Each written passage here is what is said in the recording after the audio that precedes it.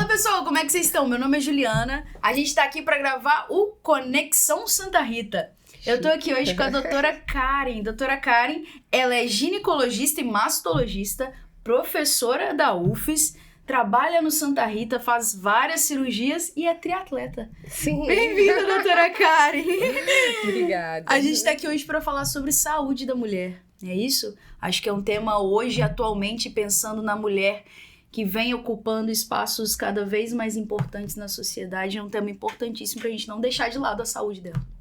Isso aí, lembrando que saúde, né, é o bem-estar físico e mental. Então, quando a gente fala de saúde da mulher, a gente fala da parte toda dela física, metabólica e da saúde mental. O que tem sido cada vez mais difícil no nosso dia a dia, né? Então, pensando assim, como a mulher hoje no mercado de trabalho, cuidando de filho, de família, trabalha, estuda, corre, nada, pedala. Como que a gente encaixa na rotina que é tão corrida o autocuidado? O autocuidado é essencial, né? A mulher, em primeiro lugar, sempre. Eu sempre dou esse recadinho. Você precisa se colocar na agenda em primeiro lugar, né? E sempre lembrando aquela história do avião. Né? Quando você está em apuros, você puxa a máscara primeiro para você e depois para quem está à sua volta. E é exatamente isso. A mulher ela tem que separar um momento na tripla, quádrupla jornada dela para ela olhar para ela mesma, né? E se preocupar. Ela tem que fazer uma organização para não deixar que faltem alguns pilares para ela, que vem saúde sexual, né, uma boa alimentação, uma atividade física, né, ela tem que dar atenção para os filhos, para o marido, tem que ter um destaque no trabalho. Sem disciplina e organização, isso não vai acontecer. Se você pudesse dar dicas práticas, assim, por exemplo, todo mês de março, eu vou tirar o mês de março para marcar os meus check-ups, vou procurar todos os médicos. Assim, como que você daria dicas práticas para as mulheres que estão assistindo a gente para realmente tirar um momento para elas? Ou então, eu vou nesse médico aqui porque eu sei que esse médico ele tem uma flexibilidade de horário, então eu posso encaixar no meu horário. Como que você daria dicas mais práticas para essas mulheres? Sim. Bom, quando a gente, né, começa o ano, janeiro, fevereiro, assim, até o carnaval, por exemplo, é aquela fase que você analisa, né, os seus objetivos para aquele ano e quais são suas prioridades. E hoje, quando a gente tem essa jornada quádrupla, a gente tem que sempre listar essas prioridades. E aí, o ginecologista, ele é o clínico da mulher. E é ele que, junto com a paciente, precisa selecionar quais os exames de rastreamento são importantes para ela, para a faixa etária dela. Então, eu aconselho uma dica, né? Uma dica informal. A mulher, quando chega em janeiro ou fevereiro, né? Que já organizou a questão das escolas dos filhos, né? Porque isso é um momento muito delicado, onde você vai escolher a escola, você vai encaminhar cada um, vai organizar seu horário. Precisa pegar aquela bolsa de exames velha, rasgar os exames que estão antigos, ver o que ficou faltando, e aí, de acordo com a sua idade, né, procurar fazer os exames de rastreamento, né? Porque as doenças que são mais frequentes na mulher, por exemplo, o câncer de mama, o câncer de colo uterino, o câncer de intestino, que são os cânceres mais prevalentes, eles precisam ser rastreados. Existem exames que podem facilitar o diagnóstico precoce.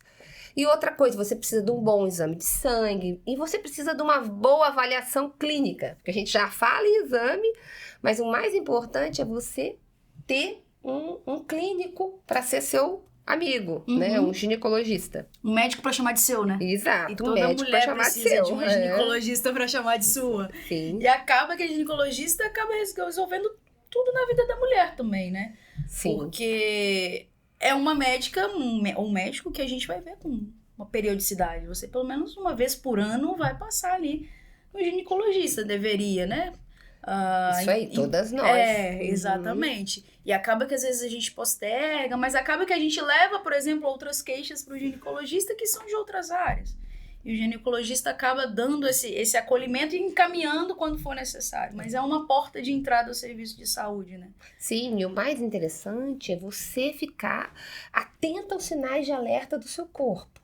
Então, assim, você precisa saber o que é um ciclo menstrual normal, né? Se conhecer, Se né? conhecer, saber quantos dias é normal você menstruar, se é normal você ter cólica ou não, sabe? Se você tem alguma acne, queda de cabelo, sabe? Se você tá com dificuldade para evacuar, tá constipada, ou tá urinando e sente ardor, ou tem dor na relação, são sinais importantíssimos que você deve levar ao seu ginecologista, porque isso pode ser um alerta para algum tipo de doença que você possa desenvolver. E as mulheres, elas costumam ser tão resistentes a tudo isso, né? Que elas vão deixando e vai levando. Aquela dor na relação, é normal. Ou então aquela cólica menstrual que é muito forte, que deixa a mulher de cama, acha que é normal também. E isso vai postergando e acaba que ela deixa passar um diagnóstico ou até de tratar alguma coisa que pode ter tratamento. E a qualidade de vida dela fica comprometida, né? Ela fica no trabalho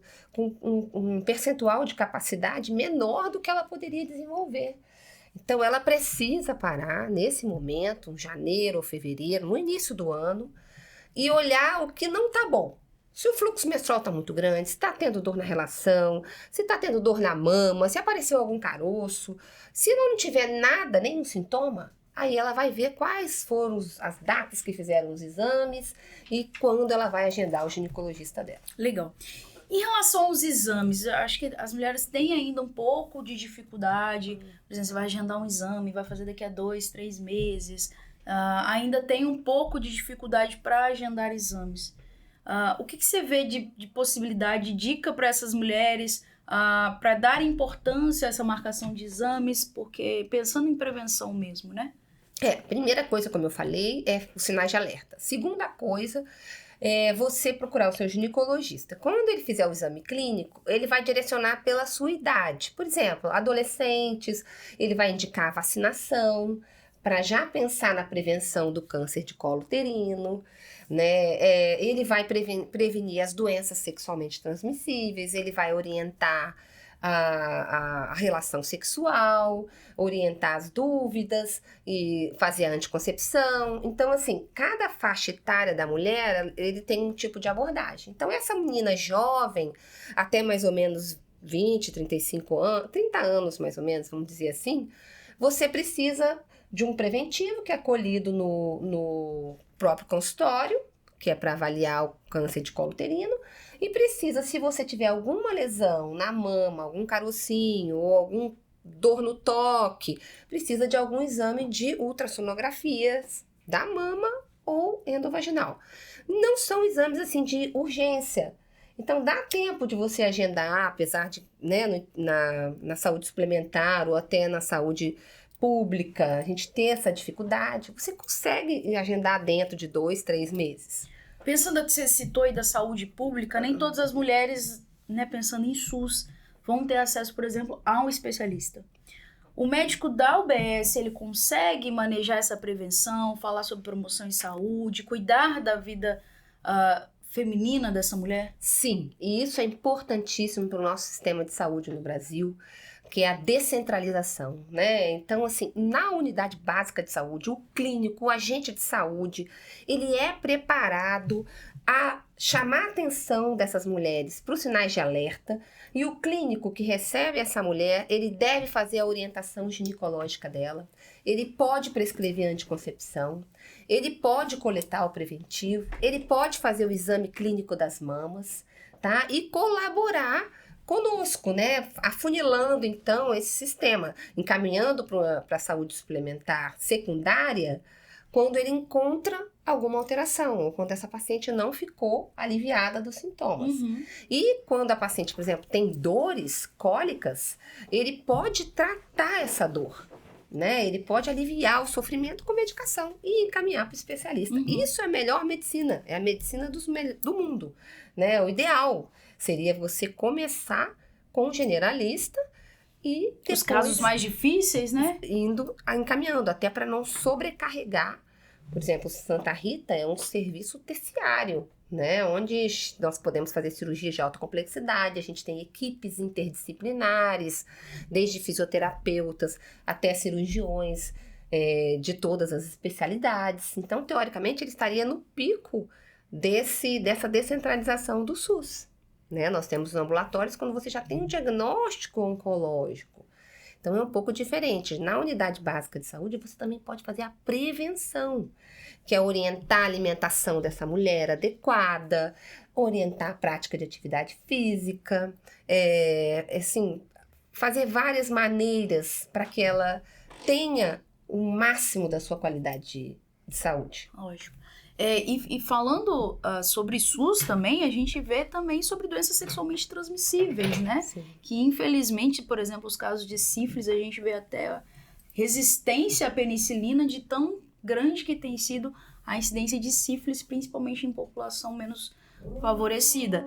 E o médico generalista, ele pode cuidar disso. Sim. O que acontece muitas vezes é que muitas mulheres ainda têm muita vergonha de levar as queixas, de falar com o médico, às vezes de comentar que tá com um corrimento com cheiro ruim. Ainda existe esse estigma, né, por volta da mulher de ter muita vergonha de levar as queixas pro médico ou pro ginecologista.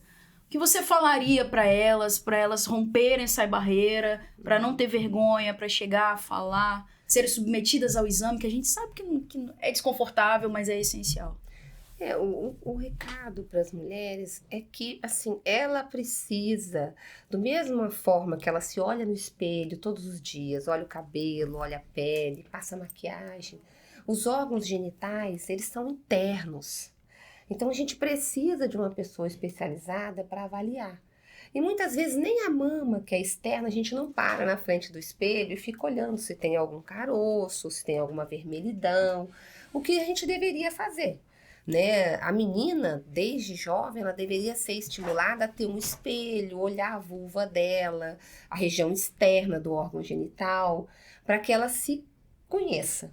E vá quebrando junto com uma pessoa de confiança, que pode ser a mãe, pode ser o parente mais próximo ou uma amiga, conversar sobre esses assuntos. Uhum. A mãe deve estimular a filha a falar, a tirar dúvidas, a deixar essa conversa sobre a sexualidade mais leve. Então, isso é o que a gente pode fazer em casa. As escolas podem orientar isso, né? Dizer que tirar esse tabu. E outra coisa, outro recado é para os colegas médicos, né? Os colegas têm que desenvolver uma relação médico-paciente de confiança, principalmente na ginecologia. Então, aceite o seu acompanhante. A paciente que leva o acompanhante, ela que elege essa pessoa de confiança. Então, deixa essa pessoa entrar junto na consulta. Alguns podem até acompanhar o exame ginecológico. Isso é humanização. O ginecologista, ele tem que aprender, ou o profissional de saúde da UBS, o clínico, ou qualquer profissional de saúde. A gente, quando vai tendo muita experiência na profissão, acho que eu já devo ter mais de 30 anos de profissão, a gente vê que você precisa criar essa relação. E como que você cria? Escutando a paciente. Muitas vezes ela não vai falar, olha, eu tô com corrimento, com cheiro ruim, mas você deve fazer a anamnese direcionada. Você tá com alguma secreção? Você tem algum sangramento? Como é a sua evacuação? Como que é a sua urina?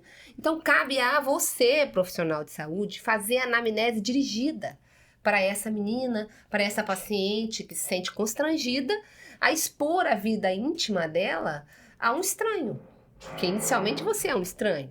Depois é que essa relação vai se construindo.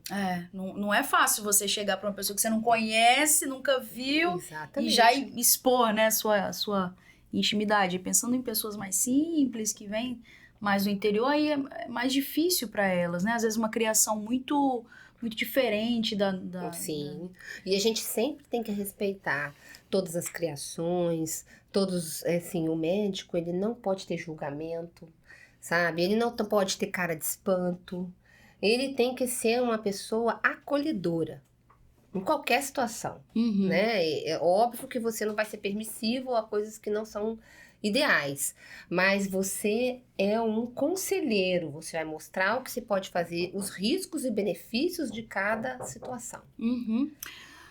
Existem umas situações em que muitas mulheres pensam que não é importante investigar e fazer a prevenção porque elas não estão sentindo nada. A gente sabe que, por exemplo, o câncer de colo de útero é extremamente silencioso até que aconteça alguma coisa. Por isso que a gente faz o exame preventivo. Mas muitas mulheres têm esse pensamento. Se eu não tô sentindo, então é porque tá tudo bem. Como que esse pensamento pode ser muito perigoso para as mulheres?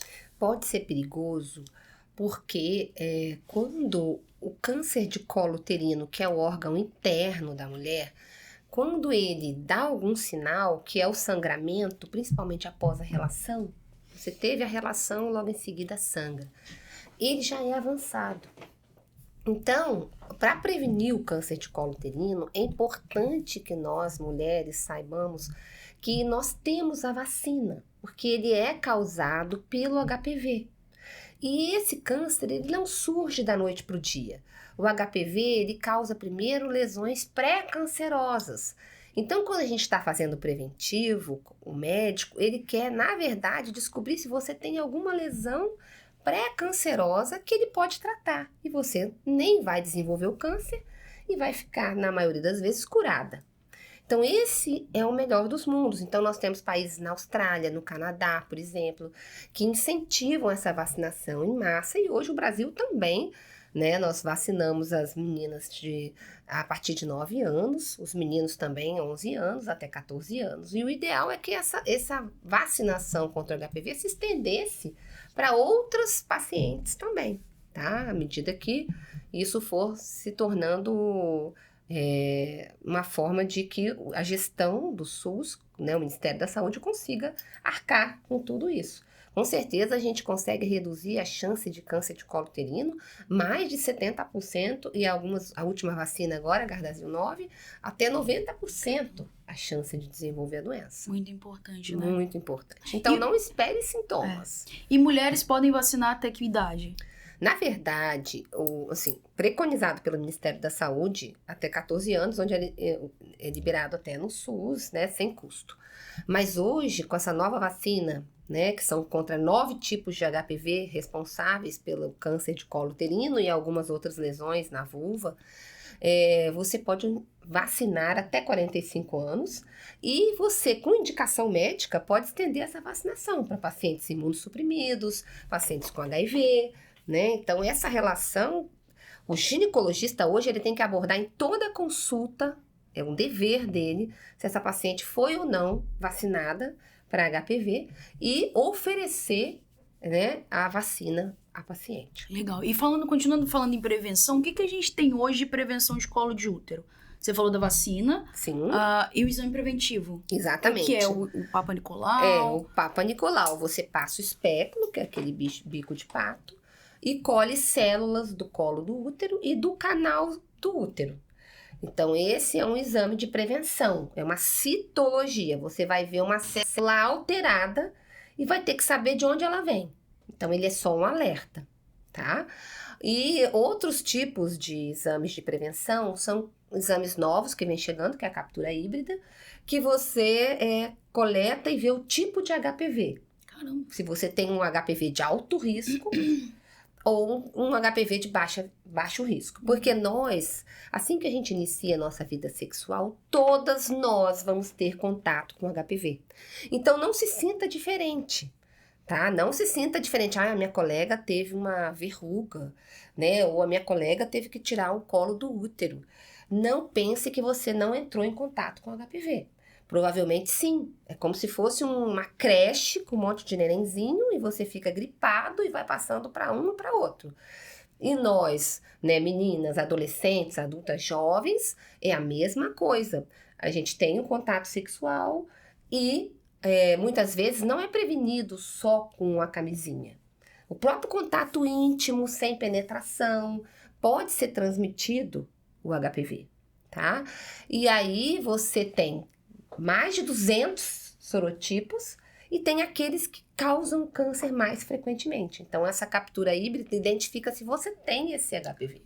E também é no preventivo, você coleta o preventivo. Também no preventivo. E já sai lá qual HPV Exatamente. que é. Ainda não é obrigatório fazer em todas as mulheres. Isso tem lá no Santa Rita, por exemplo? Sim, tem no Santa Rita. A gente tem um meio próprio de coleta e você encaminha para o laboratório pedindo a captura híbrida. Você pode pedir o coteste, que é a citologia oncótica e a captura híbrida para o HPV. Legal. E aí, se vem esse HPV mais perigoso... Aí você tem que ficar alerta, né? Aí o Ministério da Saúde, ele fornece as diretrizes para tratamento do câncer de colo uterino.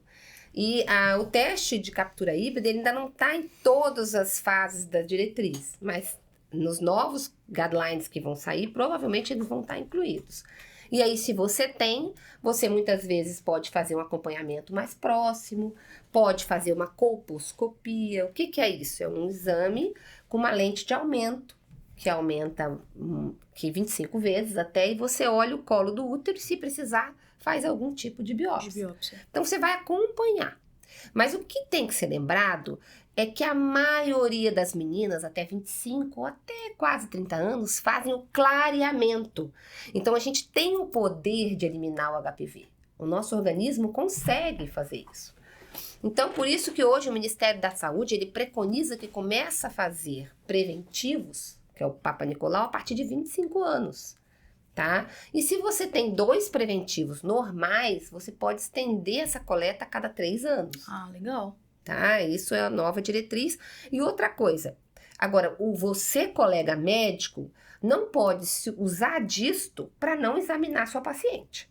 Porque, ela tem 2 preventivos anteriores, então eu não vou colher outro preventivo. Ok, nesse ano. Mas você tem que passar o espéculo e olhar o colo, porque existe vagina, existe outras doenças que você precisa analisar. Então, o que eu vejo no sistema, né, de saúde? Eu vejo colegas, às vezes, se eximindo de fazer um exame ginecológico, porque a paciente já tem 2 preventivos, minimizando. E não é para isso só. Uhum. E o câncer de colo de útero, ele, quando diagnosticado no início, ele é altamente curável, né? Sim, curável. Quando ele é identificado no início, ele é curável, ele é restrito ao colo, ele é curável, né? E até muitas vezes a gente consegue preservar a fertilidade dessa mulher. Tá? Legal, legal. E aí o tratamento inicial é tirar aquela parte do colo do útero ali, né? Começa geralmente com uma feridinha no colo do útero, bem pequena, e aí você pode tirar a tampinha do colo do útero, que a gente chama de conização, e aí se a margem vier livre, está tratada. Ou se ele é um câncer invasor, o que é invasor? É aquele que pode uma célula cair no vaso e ir para outro lugar. Aí, se ele for assim, a gente vai ter que fazer um tratamento mais ampliado, certo? Mas o importante é diagnosticar precocemente, é conversar sobre vacinação, sobre sexualidade de uma forma leve em casa, respeitar a sua filha, respeitar as diferenças culturais de cada um, né? Saber ouvir. Hoje a gente sabe muito pouco ouvir. Né? A gente quer sempre ou falar ou impor o que a gente pensa. Legal. E lá no Santa Rita, existe, você tendo essa biópsia positiva, o Santa Rita consegue tratar via SUS, né? Sim. Todas essas pacientes. Via SUS. O Santa Rita é um hospital que consegue tratar todo tipo de câncer ginecológico, né? E de uma forma com excelência. Tá? Não falta nada no nosso hospital em termos de tratamento. Claro que algumas drogas, né, quando a doença é muito avançada, que ainda não estão liberadas pelo Sistema Único de Saúde, né, e algumas liberadas na parte, né, particular, mas isso daí é a exceção. Legal. Vamos falar um pouquinho então do câncer de mama. Só de falar da prevenção. Antigamente se falava muito do toque, hoje já não se fala tanto do toque, né? Mas da mamografia. Como é que pode ser feita a prevenção do câncer de mama? Assim, a gente tem que sempre pontuar, né, que o exame que faz a prevenção do câncer de mama é a mamografia.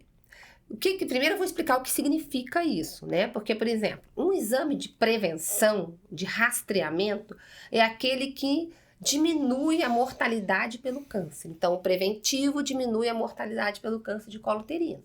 A mamografia é o único exame que diminuiu a mortalidade por câncer de mama. Por isso que ela é escolhida. Mas, o que o autoexame ele foi sendo deixado mais para trás? Na verdade, porque quando você detecta um nódulo, o câncer ele já multiplicou muito. Um nódulo ele já tem 10 elevado a 9 células de multiplicação. E a mamografia não, ela vê esse tumor começando em calcificações, bem no início. Mas não é que você vai desprezar o autoexame ou o exame clínico do profissional de saúde. Você, mulher, deve parar no espelho, a hora que você olhar para o seu rosto, estiver tirando a sua roupa no banheiro, você deve levantar os braços, olhar se o seu bico do peito está retraído, olhar se tem alguma dor, se tem alguma vermelhidão, tá? E quando você se deita na cama, elevar os seus braços e sentir a sua mama, porque só você pode conhecer ela. E se você observar alguma lesão diferente de um dia para outro, não é todo dia você vai fazer isso, mas eleger pelo menos um período no mês para se conhecer. Isso faz parte do autoconhecimento, tá? Então não deve ser deixado em desuso. E o profissional de saúde, né, é um crime quando um profissional de saúde, um ginecologista, examina só, colhe o preventivo e não examina a mama. Isso é inadmissível. Eu que dou aula na Universidade Federal do Espírito Santo, eu sempre falo que eu quero deitar meu travesseiro e dormir. Né? Eu não posso perder a oportunidade de examinar a mama de uma paciente que só vou ver ela depois, talvez um ano depois. E eu poderia impactar a vida dela de uma forma positiva. Então, todos nós, ginecologistas ou profissionais de saúde que vão fazer o exame íntimo da mulher, devemos examinar também a mama. A mamografia a partir de quantos anos? A mamografia tem esse dilema, né? Alguns serviços mandam a partir de 50 anos e outros 40 anos, tá? Mas serviços que eu falo assim, Comissão Nacional de Radiologia, Ministério da Saúde, alguns órgãos, algumas diretrizes. Mas habitualmente, a partir de 40 anos, você já pode investigar essa mulher com a mamografia, né? A cada 2 anos ou anual. Isso aí vai estar de acordo com o que você vai seguir. De acordo com o Ministério da Saúde, isso vai ser prolongado até 2 anos ou até um intervalo maior, mas aí você acaba perdendo alguns tipos de tumores que você pode detectar precocemente. Entendi. E o ultrassom de mama tem algum papel na prevenção, diagnóstico? Sim, o ultrassom de mama, ele é utilizado, não é um exame de rastreamento, ou seja, ele não é com ultrassom que você vai diminuir a mortalidade por câncer. Mas ele é um exame importante toda vez que você examina e vê alguma alteração, tem que ser pedido ultrassom de mama também. Quando você, na mamografia, vê alguma alteração, você deve utilizar um ultrassom de mama também, tá? Então, ele é um exame que define se o nódulo é de carne, se ele é sólido ou se ele é cístico, que ele é de água. Então, ele é uma ferramenta importantíssima. Tá? E, cara, e pensando que não só exames fazem essa prevenção, né? A importância de uma boa alimentação, de parar de fumar, por exemplo, como que o tabagismo tem impacto no câncer. Fala um pouco sobre esse bem-estar da mulher que também deve ser incentivado sempre. As medidas de saúde, elas têm que ser incentivadas para toda mulher. E você, mãe, deve ser o exemplo da sua filha, né? Porque a gente tem muita dificuldade com adolescente, adulta, jovem, né? Em comer alimentos não processados, alimentos que vêm da terra. Então, a primeira dica é essa, né? Assim, a gente pode até ter o dia do lixo, porque ninguém é santo. A gente não aguenta ficar, né? Um dia que você quer comer um hambúrguer, um fast food, um chips. Mas o que acontece? São alimentos ultraprocessados e que cheios de açúcar e que fazem não fazem bem para o organismo. Eles estimulam as suas defesas, né? Você pode desenvolver doenças inflamatórias.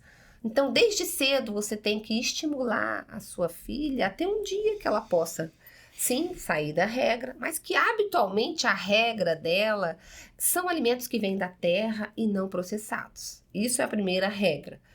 A segunda regra, claro, evitar o álcool, né? O álcool, ele tem uma relação, ele agride o intestino, ele agride o metabolismo hepático. Então, assim, o segundo câncer mais comum da mulher é o câncer de intestino.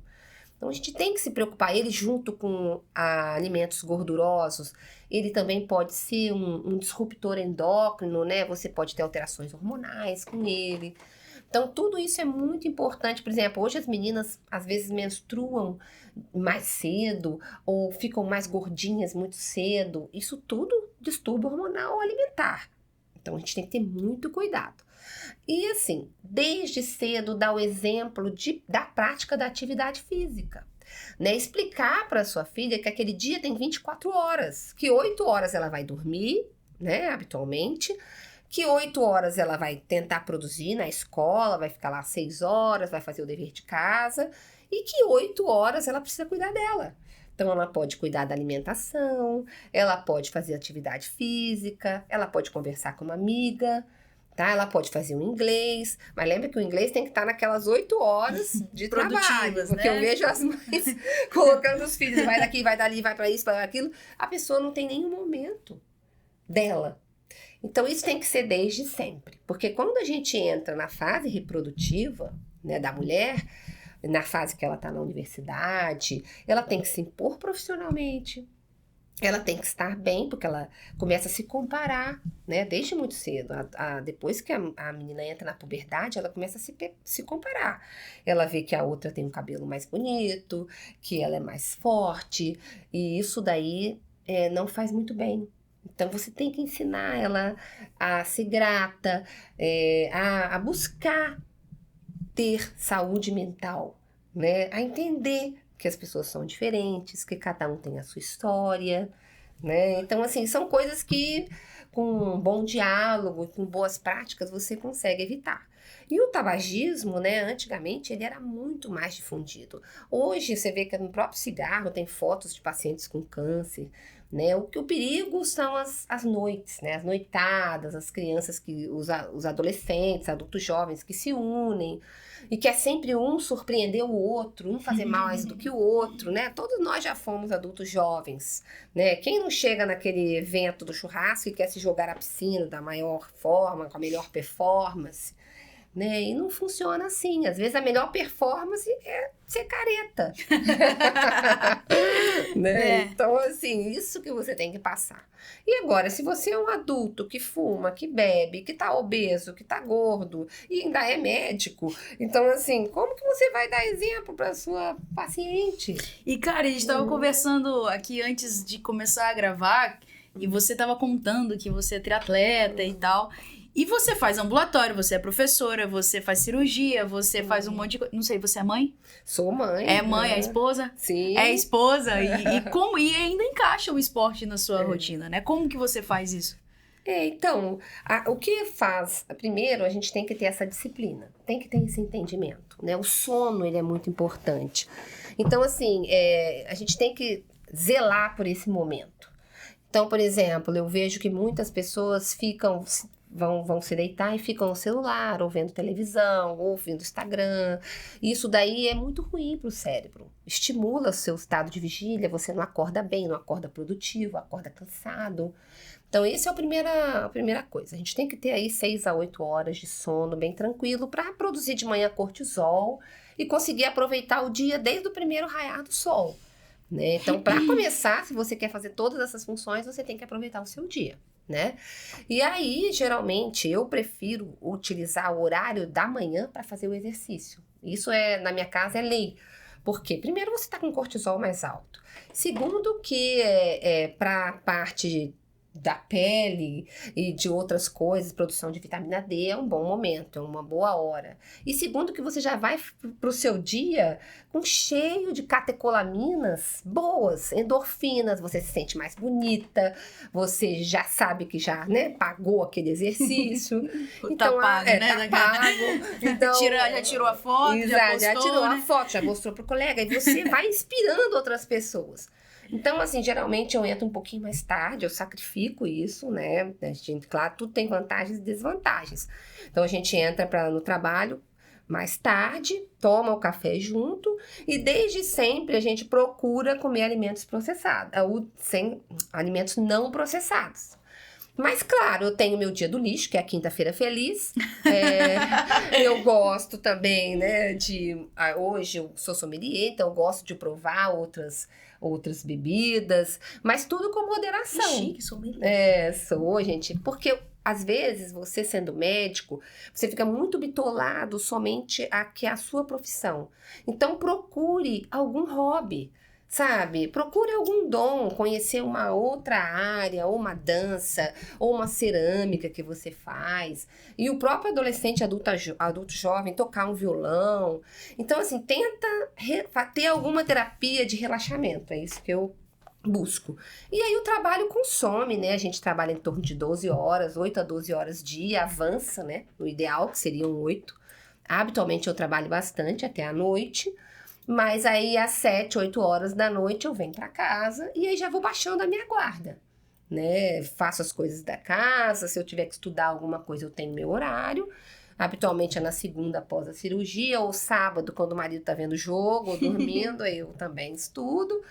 E no domingo, procuro ficar um pouco com a família, sempre faço exercício de manhã e vou levando, né? Assim, a gente se sente exigida, né? Porque você precisa também estar bem, ter o seu dia de salão, estar arrumada, né? Também ter ânimo, porque não adianta você trabalhar o dia todo, quando você chega para ter uma intimidade com seu parceiro ou parceira, o que seja, você já não tem mais ânimo nenhum.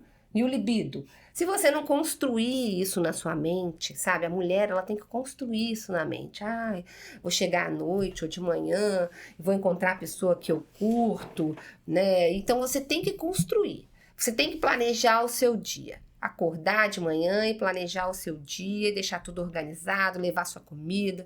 Só assim você vai conseguir. É isso aí. E falando em promoção e até incentivo ao esporte, a gente tá em Vitória, esse podcast aí vai alcançar o Brasil inteiro, mas a gente tá aqui em Vitória e eu sinto aqui em Vitória um clima de esporte, você caminha ali no calçadão, tava voltando essa semana, era 9 horas da noite, tinha um monte de gente jogando vôlei na praia, eu achei aquilo sensacional, 9 horas da noite, todo mundo lá jogando vôlei. E o Santa Rita tem feito um momento ali na Praia da Guarderia, aos sábados de manhã, não é isso? E algumas corridas também, né? Algumas corridas.